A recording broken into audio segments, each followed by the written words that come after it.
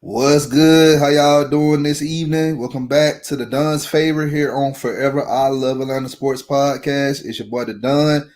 Today, I have a special guest with me to talk about the new vision, the new culture, and the new identity for the Atlanta Falcons moving forward. For the athletic ATL, Tori McElhaney. How are you doing this evening? I'm good. Thanks for having me on the show. It actually worked out really good because I just got done working out. So apologize for the hair that's flying everywhere, but we got to get the workout in. Yeah, hey, it's fine. Look, we in the pandemic. Hey, everybody understand. Look, I don't look my best right now either. So trust and believe, we good. Good. All right. Thank you for joining us this evening. Appreciate it. Yeah, I'm looking forward to our chat. Yeah, thank you. If you're new to the channel, y'all already know what to do. Hit that subscribe button. Also hit that like button. Share this content out with Atlanta sports fanatics, and hit us up in the comment section. As always, come holler at your hometown sports podcast. All right, so I know this past month has been very, very busy for you.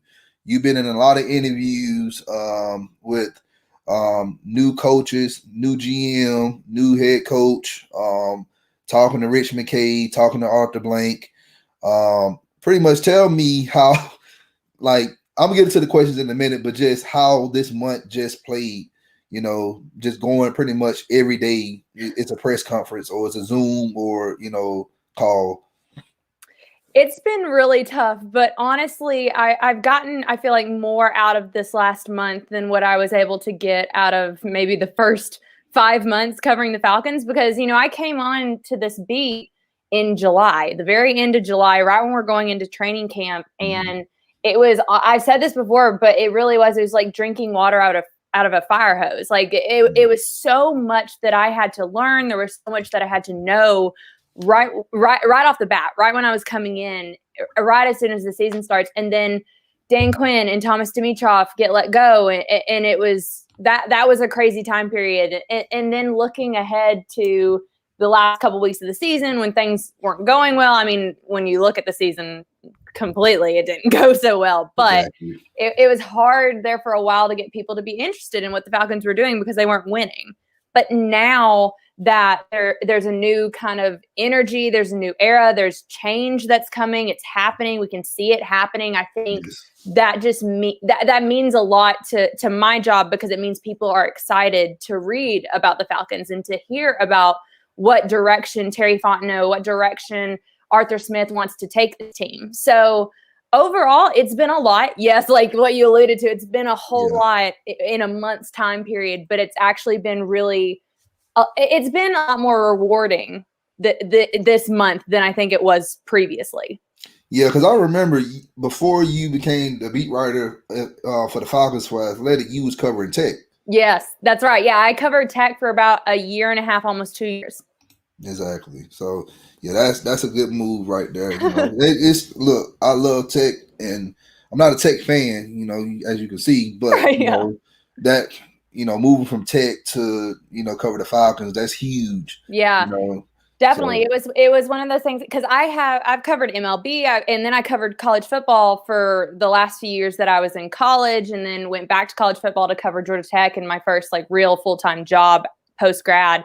And then to be able to jump in to cover an NFL team was really fun. And it was something that I was really excited about because as a lot of people know, the access that you get for college in comparison to the access that you get for the NFL is very different, but then you throw in a pandemic and it's like everything changed and the way we have to go about our job changed. And so it was almost kind of like I was reworking the system and kind of reteaching myself how to go about doing this job. So it was crazy for a long time. I will say that.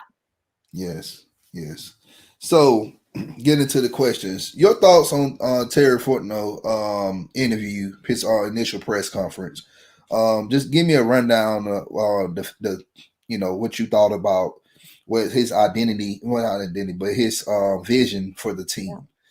I was very impressed by Terry Fontenot, and there were a few reasons why I was really impressed. First off, just the charisma of which I thought he had.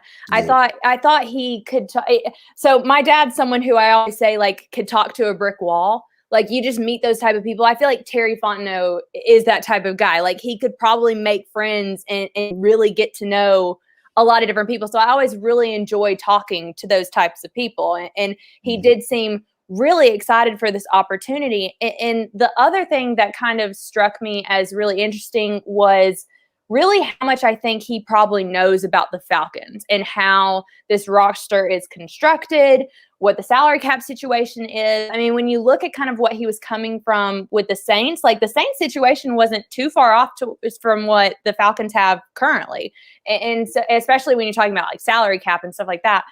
So, and when you look at the other people, the other candidates that you had for this GM position, I thought Terry Fontenot probably more than anybody else really knew the Falcons. He's had to scout them for years. I mean, he's been with the Saints for 18 years. That's a long time. And every year you're seeing this team progress, your rival progress.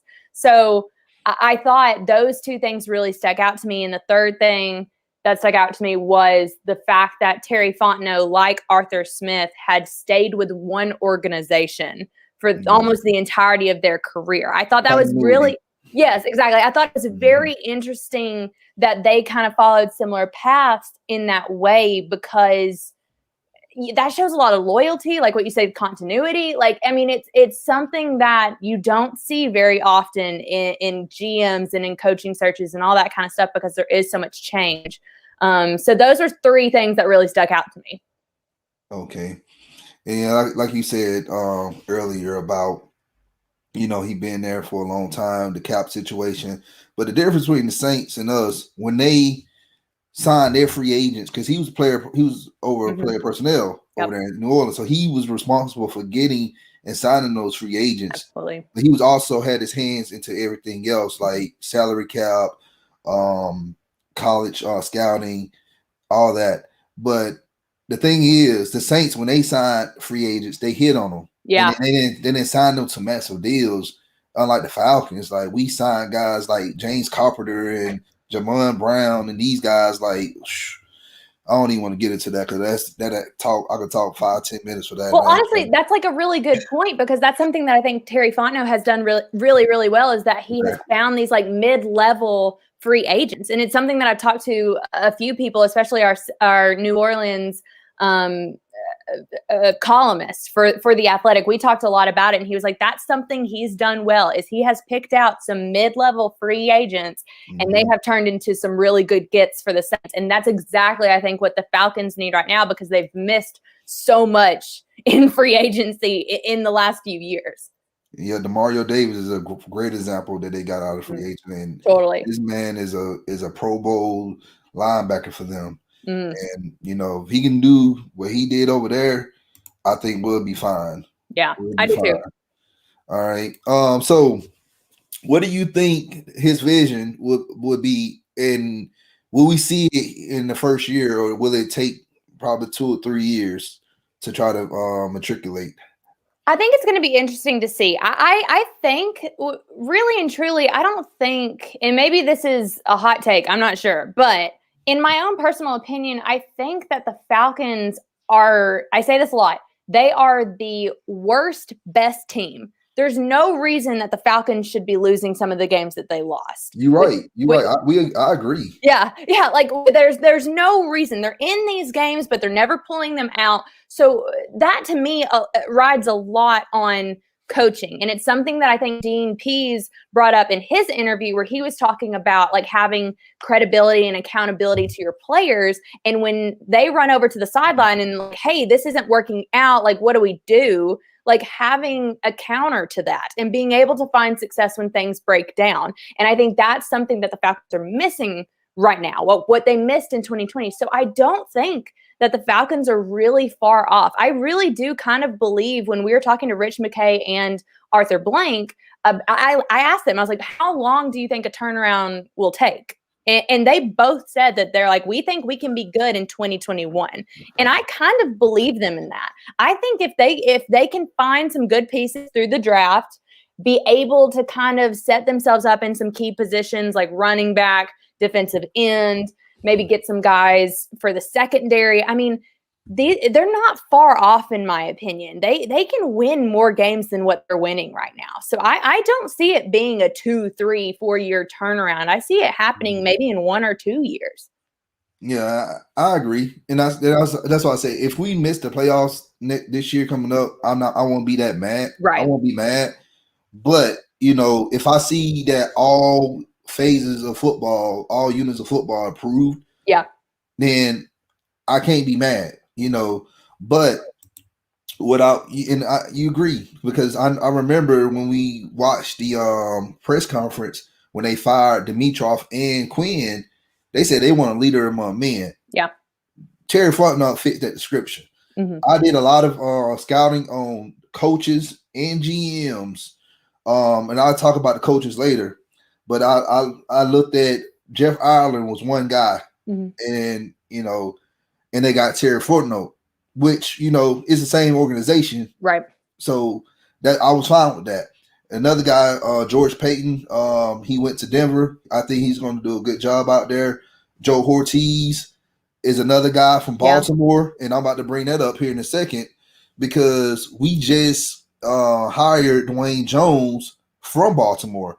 He was one of the regional scouts for the Ravens, and right. he was Ortiz's right-hand man when it came to scouting college talent. So I love what we brought here. Kyle Smith as well from Washington. Mm-hmm. He's another person that drafted well, drafted DeJuan Payne and Chase Young. He drafted a lot of guys for that Washington defense. Mm-hmm. Tell me your thoughts on Kyle Smith and Dwayne Jones being on Fortno's staff. I agree with you. I think that they have proven themselves that they can spot talent. And I think that they have some pieces in their career, especially, in the last few years when we're looking at most recent bodies of work, that I do think that it's exciting moves for not just them, but for the Falcons organization. I think Terry Fontenot knew kind of where he wanted to pick and choose his people from. And I think when you think about it, the Falcons, going back to the original point that I made about Terry Fontenot being good about hitting on those mid-level guys, in his opening press conference, he talked about that. He talked about how they need to hit on a third-round draft pick. They need to hit on – it's not just the top dogs that they need to get. You need to move pieces around. You need to plug and fill where you can. And it's oftentimes those plugging and filling guys are the ones that matter the most. And the ones that don't come back to bite you in the butt. But when they don't work out, they do. And so I think the guys that he has kind of brought around him understand that as well. And they have shown throughout their careers that that's something that matters to them. Not just the big names, but the lower level guys too. The mid-level guys mean a lot. Exactly. Hit on all your draft picks. And Baltimore is one team that does that well. Mm-hmm. I'm a huge Joe Ortiz fan. Anybody from that Ozzie Newsome staff, mm-hmm. Can go to any team and redesign their team, right, and make it a contender. That's how good Ozzie Newsome was, and he held his staff accountable. And I think Kyle Smith from Washington, for him to leave the football team,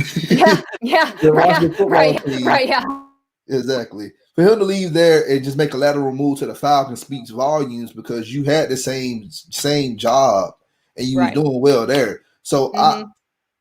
With that smoke, there's fire, and I feel like because there was a report that I read said that he didn't like the draft pick with Dwayne Haskins, and he was I think he was the only person that I guess pounded the table and said no, don't do it. And there was also a report that came out about Dan Snyder just coming off his yacht and just making draft picks.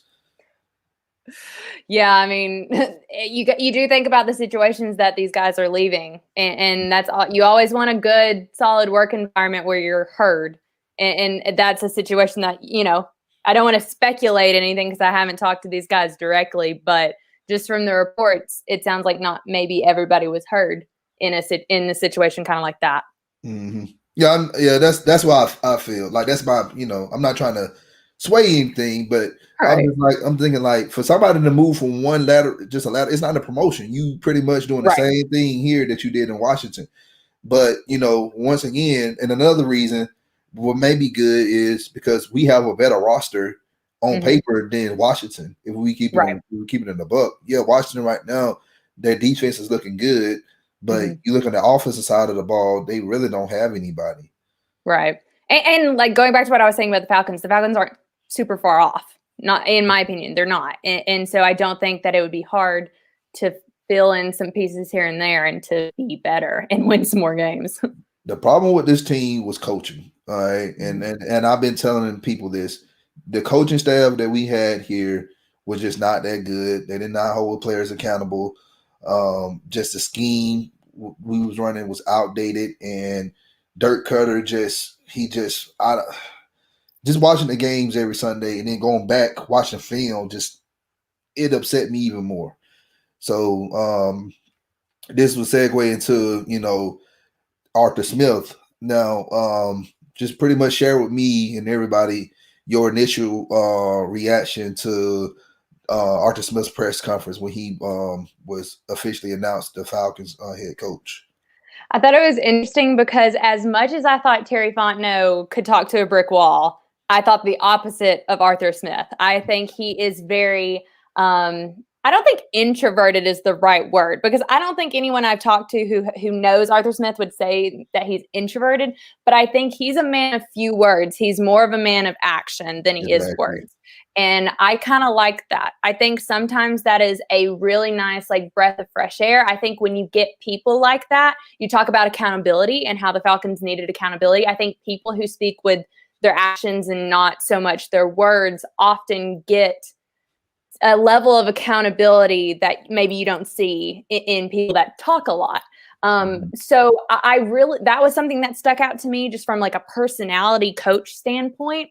And then the other thing that stuck out to me the most, and going back to what I was saying about Terry Fontenot, was the fact that Arthur Smith has not only survived coaching changes at Tennessee, he has thrived. He has continued to move up and advance his personal career while things are moving and shifting around him. That very rarely happens. You very rarely see someone retained the way that Arthur Smith was retained. So I think that is a huge plus. And it's a huge reason, I think, why Arthur Smith was so sought after by so many different organizations. I really do, because you don't get that a lot. And so I really do think that. And those were two of the biggest things that I think I took away from that press conference. Yeah. And when I scouted Arthur Smith, because I scouted a lot of coaches, Don Martindale was my top choice. I'm not going to lie. But Arthur Smith, he was in that top candidates of coaches, not because we knew he was running the offense at Tennessee, right? All right, but what I saw, just like what you said, he's been there since 2011. He was under the Mike Munchak era. He was under the Ken Wisenhunt era. He was under the Mike Mularkey era. And he was, with Mike Vrabel. You went through 4 coaches and you didn't get fired. Right. That speaks volume. And Tennessee had a revolving door of coaches during that time.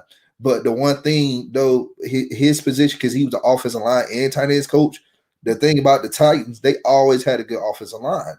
Yeah. They always had a good offensive line. And then they drafted Derrick Henry. Offense coordinators didn't know what to do with him. So when he became the OC after LaFleur left, their offense became one of the best in the league. Yeah. And 2 years straight. And I'm like, they had LaFleur there, the same guy that went to 2 straight NFC championship games. Yeah. All right.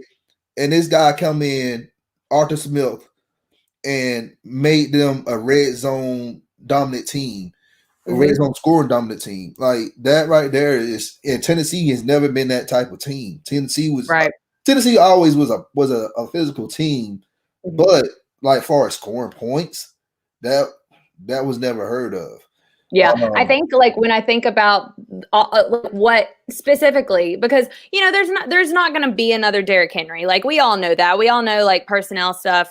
Derrick Henry is a different type of guy. He's a different type of back. But when you look at what Arthur Smith was able to do, with what you're saying in the red zone, that to me is the biggest. It is the biggest part of what Arthur Smith did for the Titans that I think he will be able to do with the Falcons. Not even that, but just Ryan Tannehill. Look what he did with Ryan Tannehill. Yeah. No, yeah. Honestly, it's crazy because I don't think 3 years ago, like we would be sitting here talking about Ryan Tannehill in a way that's like, wow, like their red zone offense, man, is really good. Like I think that's a big thing for Arthur Smith. That's a big check in all of his boxes that he's needing to check to be a head coach. Yes, and that's the thing. Like he's done a lot, and where he said that he will play off the player's strengths. That's something I love that what he said, because we seen under the Dan Quinn era, this man played a lot of players out of position. Some players didn't even get a chance. Hint, Deidre Sanat, Quadri Olison, those guys never seen the field. We don't even know what we got in those guys. So he's going to play off these players' strengths. I'll talk about the white elephant in the room later about Matt Ryan. But just with what I like what he said, holding players accountable, playing our players' strengths, like that right there sold me. You know, I'm like, yeah, this is what I like. And another thing I noticed that he do not like when people bring up his dad. He don't like that. Like the man, if he wants to be his own person, like yes, he's the son of a Fortune 500 founder. But at the same time, he don't really care. Like, I even say he don't care about that. He loves his dad, but he ain't tied with that. He doesn't work for FedEx. He's a head coach. Yeah. And he wants to respect as, hey, I'm Arthur Smith. I'm not Fred Smith's son. Mm-hmm. Yeah, and I think that's really, I feel like admirable isn't the right word, but that's the only word that's coming to mind. But like, when you think about he is his own person. I mean, all of his success is contributed to his hard work, and he started at the very lowest level. He really has. I mean, and he really didn't have to when you think about who his dad is, but he did that because I think he really wants to show people like, look, like what you said, I am Arthur Smith. I'm not my dad. All these things that have come my way because I love what I do and because I work hard at it. And I think that's really admirable to have that in a person. Exactly. And I remember he was their statement. He was under the Joe Gibbs and Joe Zorn, or Coach Zorn's coaching staff for the Redskins. And everybody knows that the Redskins is partially owned by FedEx, by his dad. Mm-hmm. So he left Washington to go coach at Ole Miss. Mm-hmm. He took a year off, and then he went to coach at Ole Miss. And then he went to Tennessee, which started his tenure there. But that goes to show you that he definitely doesn't want to live in his dad's shadow. He does not want to get the treatment. He want to do it on his own. He did it in his own way. Which you got to respect the man, so. Totally. I absolutely agree. All right. Now, Dean Pease, the defensive coordinator, he said that he wants to be multi-front here in Atlanta, like running the 3-4-4-3. What's your take on that? Oh, I am so excited about Dean Pease coming to Atlanta. I am too. I literally think that I mean, not to, make any of the other coaches feel bad or anything, but I think Dean Pease coming to Atlanta was the biggest deal. I think in terms of the coaching staff, the Dean Pease hire is like way up on the list. Like it's number one without question. It was either him or me. It was either him, Wade Phillips. Because I thought, because I haven't heard anything from Dean Pease about, I know he was retired, but I didn't hear anything. I didn't hear anything about him wanting to come out of retirement. But we've been hearing Wade Phillips for a year now saying that he wants to coach. He wants to coach. And I'm like, if you want to coach, come on to Atlanta. Because I'm saying, if we get an offensive head coach, we need a strong defensive coordinator. And when they said Dean Pease, I said, oh, yes. I love it. I know, I did too. Well, it was funny because I listened to a podcast that he went on a few months back where he's basically talking about his whole defensive philosophy. And I mean, it's an hour and 40 minutes of Dean P's content, and I listened to it.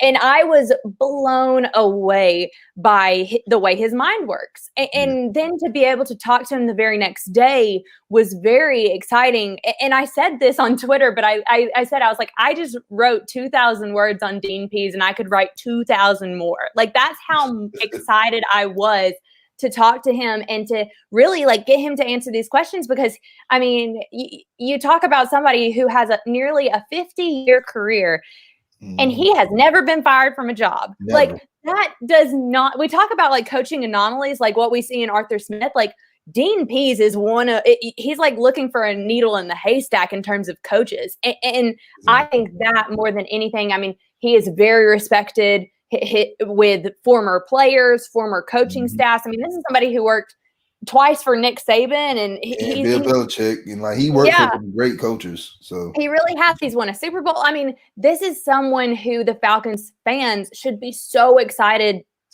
that he's here in Atlanta. And the fact that he came to Atlanta because he wanted to be on Arthur Smith's staff, I think speaks volumes to what someone like Dean Pease thinks of Arthur Smith, that he was willing and wanting to come out of retirement. He was not seeking a job. He was not putting his name out there or doing anything like that. Arthur Smith called him and Dean Pease said, okay, yeah, I want to work with you.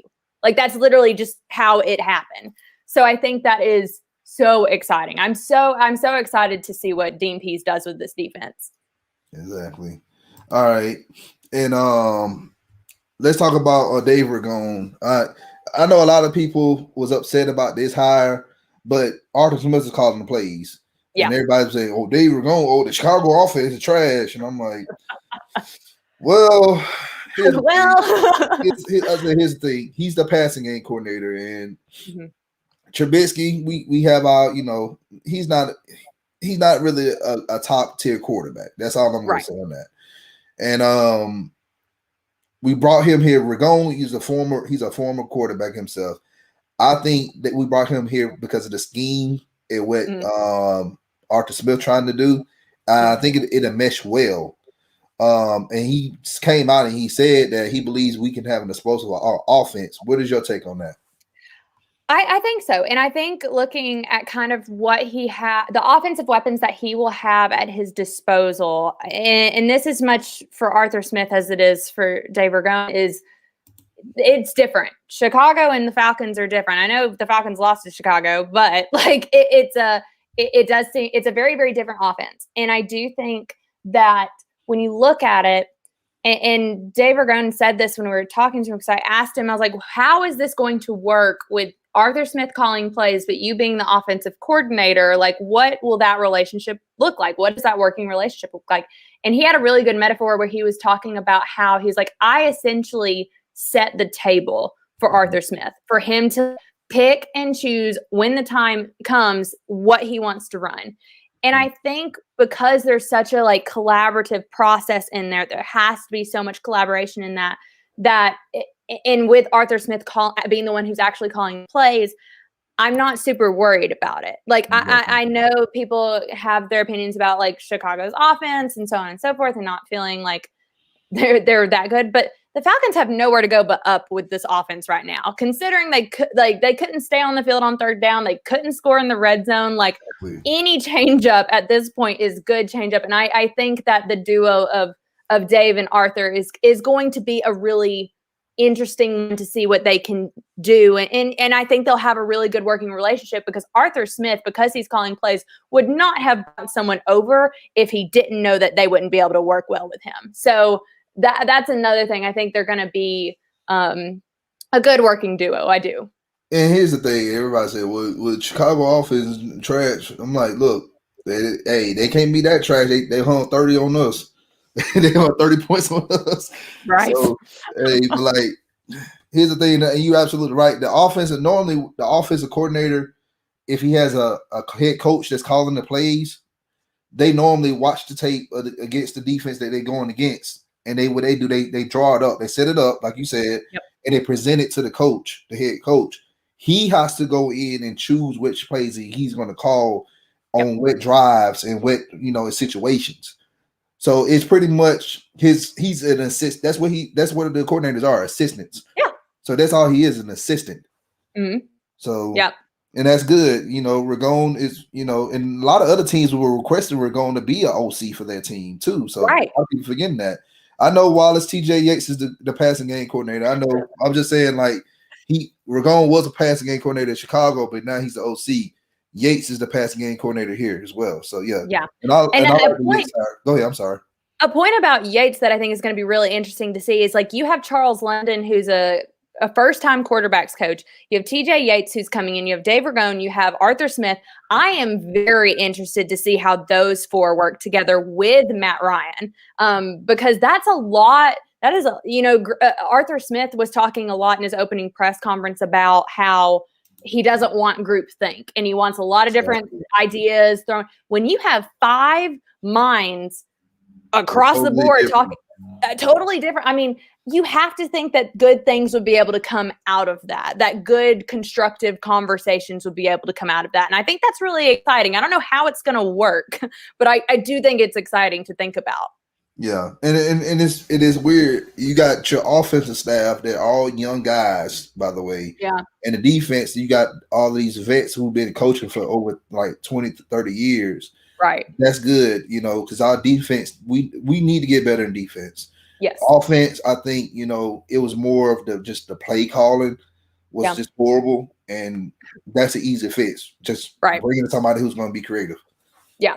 So I agree. I agree. I think the defensive staff has their it's going to be a tough thing. I think the defense has.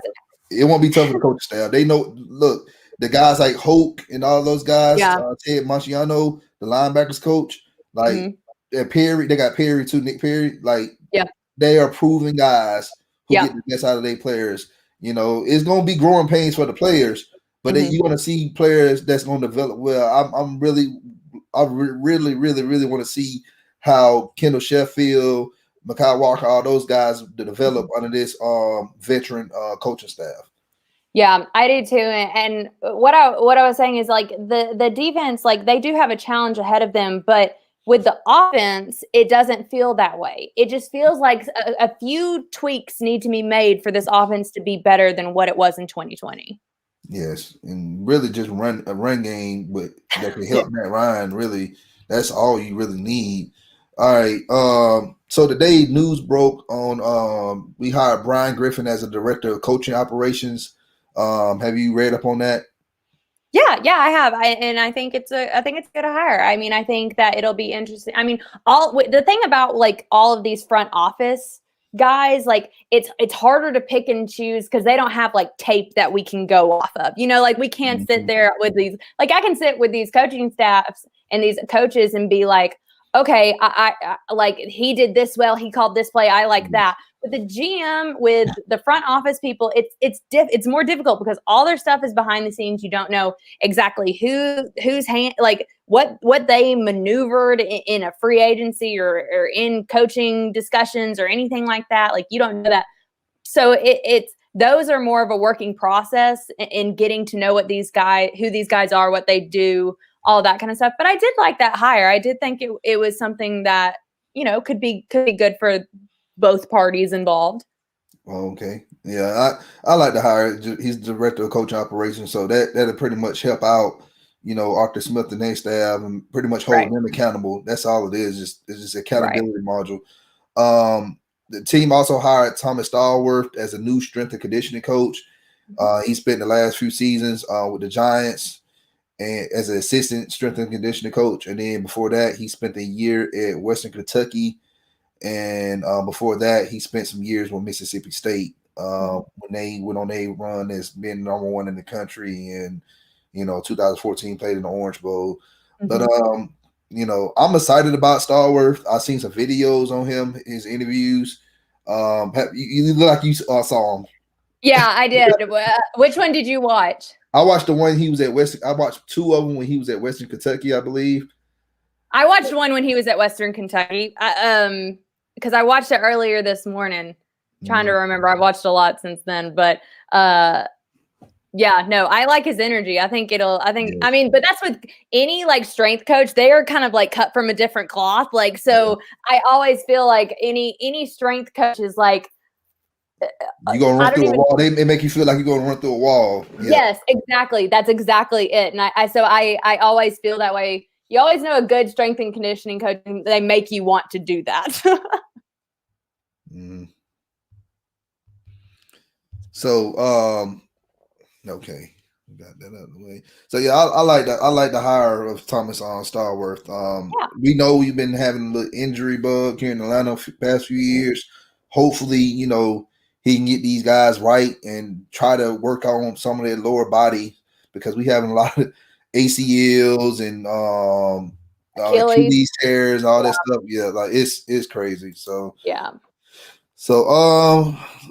let's talk about free agency, because that's coming up soon. Like, who do you think the team will target? What positions do you think we're going to target in free agency? Even though we ain't got wine money. We got pretty much, we barely got natural ice money if we keep it 100. But what do you think we're going to try to target in free agency?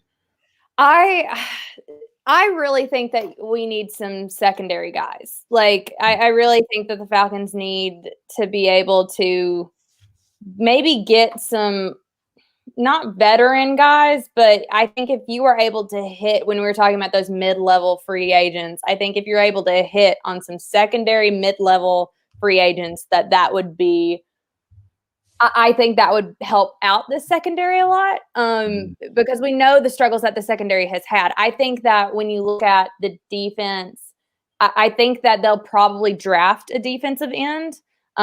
Maybe you could find someone in free agency that kind of like sneaks in there and you could grab them. But I think they'll probably look through the draft there. I think you definitely look through the draft with a running back. Especially like your go-to guy running back. I think you go through the draft, just because we know like the older running backs get, the more expensive they are and the less that they do on the field. I mean, it sucks to say that, but it's kind of true. We all see the stats, like we all know it's true. So I would look for some secondary guys. I think helping out AJ Terrell and like Ricardo Allen would be a good thing. So you just brought up running backs, and news just broke today too on Todd Gurley becoming a free agent, and he said he want to meet with the Falcons and see if they can work out a deal. What's your feelings towards that? That'll be very interesting to see. I'm really curious to see. I wish I could talk to Arthur Smith and just be like, yo, like, what do you really think about this situation? But obviously I can't just call him up and be like, so are you keeping Todd Gurley? But I do worry. I love that Todd Gurley would want to stay in Atlanta. Like, I graduated from UGA, like seeing Todd Gurley back in like red and black, like, yeah, it means something to that fan base. But I don't know if it would be in the Falcons' best interest to re-sign him right now.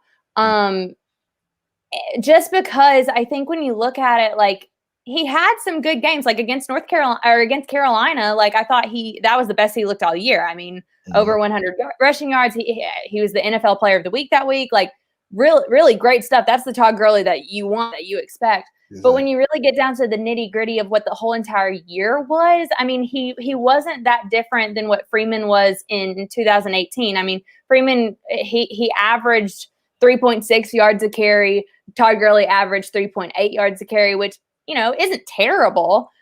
But when you think about the last month and a half of the season and the fact that Ito Smith was your go-to guy, not Todd Gurley, like that doesn't bode well for the next year. That the guy that you're paying $750,000 is the guy that you're handing the ball off to more than the guy you're paying millions of dollars. So while I think that, in theory, like maybe they sign Todd Gurley, I don't really see that re-signing happening, because again, I do think there are enough options in the draft that maybe if the chips fall well, I think you could get someone good at running back in the draft.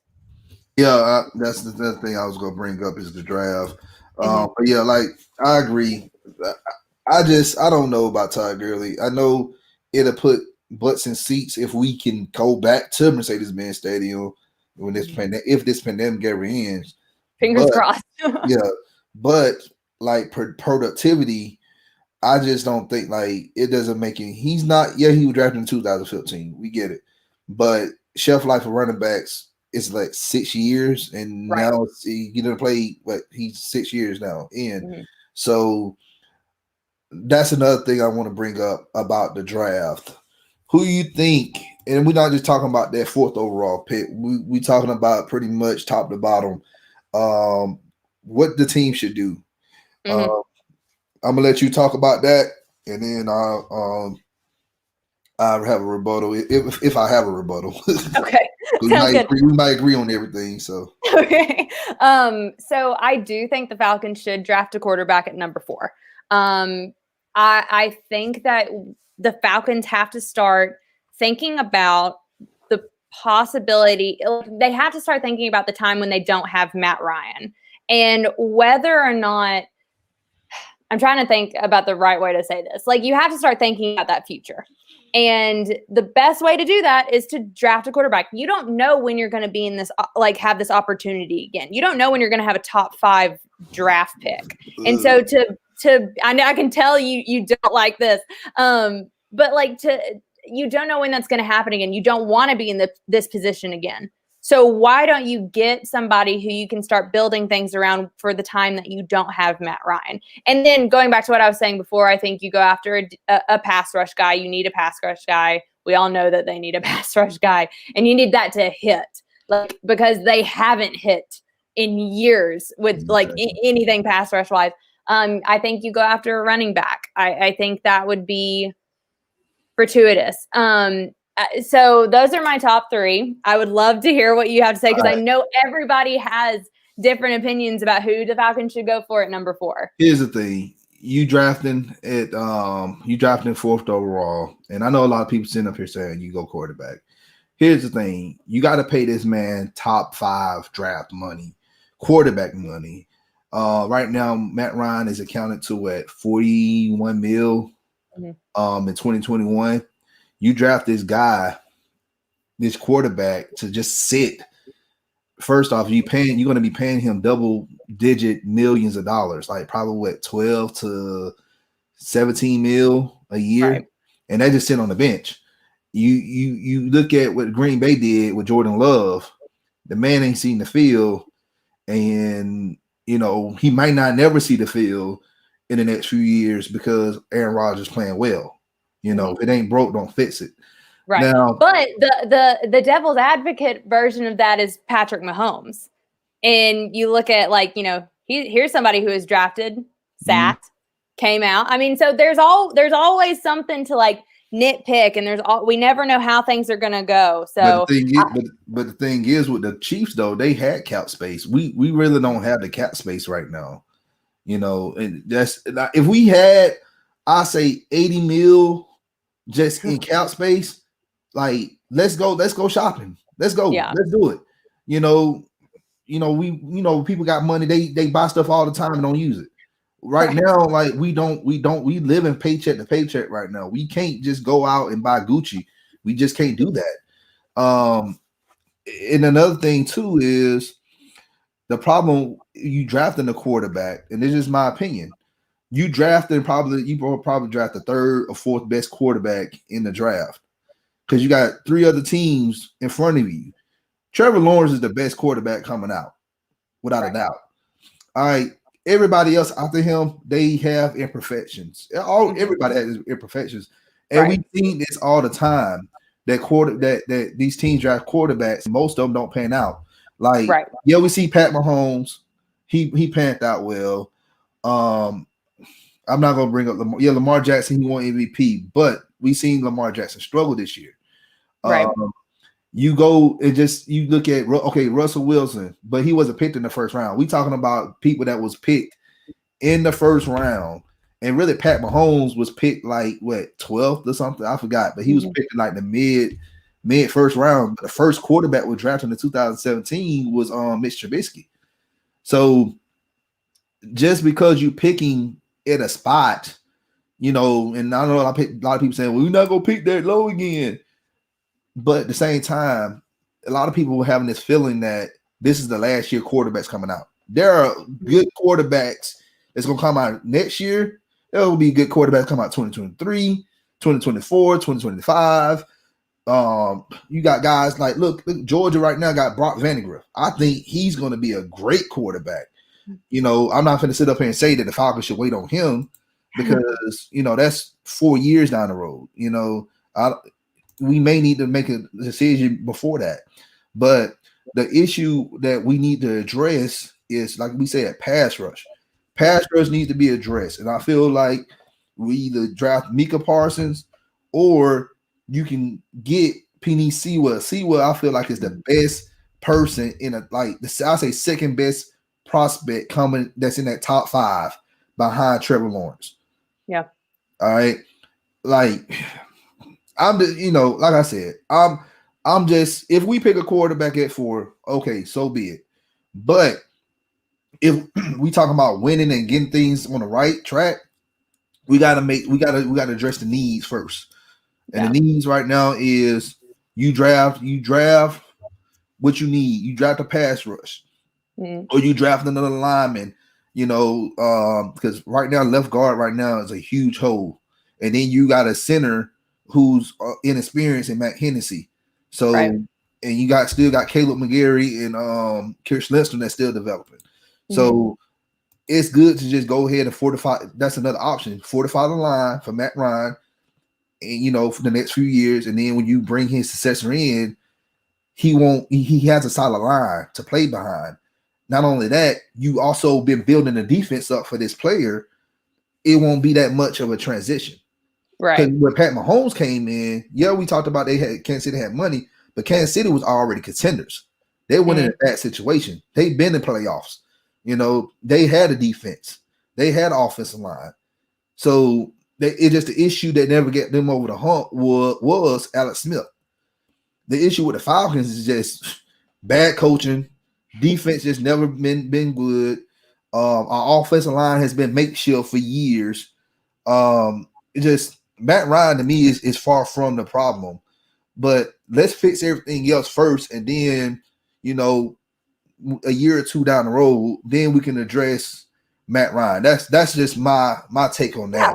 No, and I love having these conversations because everybody does have a different opinion, and I think where my thought process comes and when we kind of look towards decisions for the draft, like we go back to what Terry Fontenot said about his drafting style, and he said that he doesn't draft for need, he drafts the best player available. And so when they're evaluating that, who do they consider the best player available at number 4? And I think when you think about that and you think about what he was kind of saying, and he was saying, depth is never a problem. Like having too much of one thing is never a problem. Like we have to think about like the philosophy of the guys who are making the decisions too. And so I don't know, like, I think it's going to be really exciting to see kind of when it comes down to the wire, like where they feel like the best player is coming from. And so I'm excited. I think it'll be fun. So another thing, you just brought up Terry Fontenot saying best player available. You ever played cards before, right? Yeah. Like spades, poker. The thing about GMs is you got to have their poker face on. They're not going to really tell you who they drafted. And a lot of most GMs say best player available, but sometimes they choose a player that fits their scheme. So, and we see New Orleans do this all the time. Like they don't draft best player available. They draft like their need. You see how they drafted Ryan Ramczak in 2017. A lot of people, oh man, this is the worst draft for the Saints. But what happened that year? They went to the playoffs. So, and then the year after that, they drafted Davenport. They lost a lot of draft capital by getting that guy, but that's the guy that they wanted. That was a huge reach. Because that wasn't that Marcus Davenport was not the best player available in that draft. But, they draft that was something that they wanted. So, I'm not saying he's going to probably use that same philosophy he brought from New Orleans, But that's what he's been around. That's what he knows. So I won't be surprised if he, move up and down in the draft, because I feel like right now we should just trade our fourth pick away and get more draft capital, because we, like you just said, we depth has been another issue on the team. Get more players.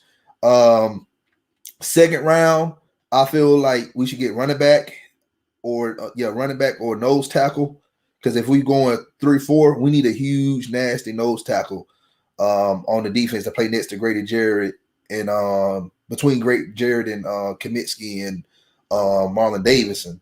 So that's just my take on it. But my running back for choice, if we draft in the second round, would be Javonte Williams from North Carolina. I love what I see out of him. So I like him too. I mean, I was able to see him live when I was covering Georgia Tech. So I don't hate that pick either. Exactly. And then safeties, the safety spot right now, we don't even like. Keanu Neal is a big question mark. Will we give him a contract? Rico, I don't think he's coming back. KZ, are we gonna give him a contract? Like, who we gonna put out there? Ray Wilson? Like, there's not very much, because I mean, with DeMonte KZ coming off of that Achilles, like, he's a free agent. Like you said, Keanu's a free agent, and like, you don't really know who's going to be the guy. You need some safeties. You need some depth there, because you don't have any right now. Mm-hmm. Yep. Oh, somebody, Wallace said, do y'all know from 2009 2016, out of the first round QBs drafted, there is only one QB still with the team that drafted them, and that's Carson Wentz. And he got benched by Jalen Hurts. Mm-hmm. So like I said, told people, like, you get a quarterback, but you don't know, who you getting once he get there. So like I said, if we're not picking first overall, I just, I'm just inclined. I'm just, you have a MVP quarterback already in the staff. Just get what you can get, and then just get the person that you need, pass rush, safety, or whatever. And next year or year after, whatever, if we want to, pull the trigger on a quarterback, you can always move up in the draft and trade draft capital away to get, in the top 5 to get a quarterback. Yeah, I think so. I mean, I think that we'll see how it goes. So I don't like doing predictions for the team, but you pretty much alluded it and said that we should be a better team in 2021. Do you agree with that? Yes. Yeah, I do. I do think that the Falcons will be better in 2021. And I really do think that, again, going back to what I was saying about how when you look at it, they were in so many games. They should have won so many more games. Granted, when you break it down, they probably would have still been around 500, which isn't where you want to be. But I think with the right play calling, with some pieces put in place, with some better thought on offensively, I think that this team can go further than what they have these past couple of years. And I agree. And I don't see us being in this situation next year like we are now. Right. I feel like the floor with this team will be 500 or a little bit under 500, but you will see that we average amongst the the units of football, special team, defense, offense, we average, and the needle is moving. It just needs another year, drafting the right guys and bringing in free agents, because after this season going in 2022, our cap space will look a little bit better, so we can do more in free agency, and then we can acquire more picks in the draft in 2022. Right. So I'm just being optimistic about everything, but like I said, I feel like Arthur Smith he's gonna do a better job. I think this is like one of the best coach hires since Dan Reeves, in my opinion. I was against Dan Quinn being hired as a Falcon. I did not want him. And Mike Smith, to me, he's the most winningest coach in the for this franchise. But my take on that is, when the rough got going, we folded. So yeah, I'm looking forward to it. I mean, I think everybody's super optimistic about where things are right now, where things are going. Anytime you get like a new quote unquote era in, like that's there's always some hope and excitement in all of that. So I'm excited too. I think it'll be interesting to see what 2021 holds. yeah, exactly. Well, hey, thank you so much for coming on. I really appreciate it. Once again, let everybody know where they can find your work. They should know the Athletic ATL. If y'all haven't subscribed to that, y'all missing out on great content. They have writers for every team in Atlanta, and they are positive. They speak the truth. They write about it. You need to go check them out. So yeah, definitely. And I love working for The Athletic, and we definitely do. We're not into like the whole clickbait stuff. Like we're not going to be doing that. We're like, I'm writing 2,000 words on Dean Pease. Like, like that's not what other places are able to do or really want to do and or have the ability to do. So even though we're a subscription based publication, I definitely think it's worth it. And I'm not just saying that because I work for the company. I was a subscriber to The Athletic before I ever even got hired by them. So, so you can find me on the Athletics page, under the Falcons, under the Atlanta page, under the NFL tab. I mean, it's all anywhere. And then on Twitter, I'm at Tori_McElhaney, and you can follow me. I mean, I'm tweeting stuff all the time about the Falcons as we all are, apparently, because everybody has their opinions on everything.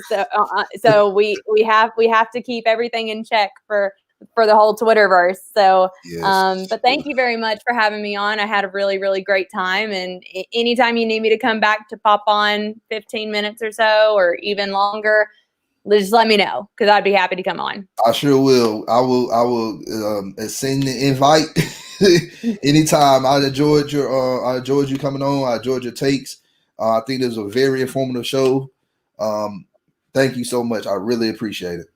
Awesome. Thank you. No problem. Appreciate you, everybody who joined live. Thank y'all for joining in. If you're watching this at a later time, please hit us up in the comment section. Let us know what you thought about the show. And we'll be back tomorrow doing our draft prospect show, talking about Justin Fields. So stay tuned for that show tomorrow at 8:30.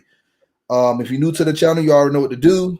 Hit that subscribe button, hit that like button, share this content out with Atlanta Sports Fanatics, and hit us up in the comment section. As always, come holler at your hometown sports podcast. It's your boy The Dunn with another episode of The Dunn's Favor here on Forever I Love Atlanta Sports Podcast. Y'all have a great evening. Stay safe. Be good.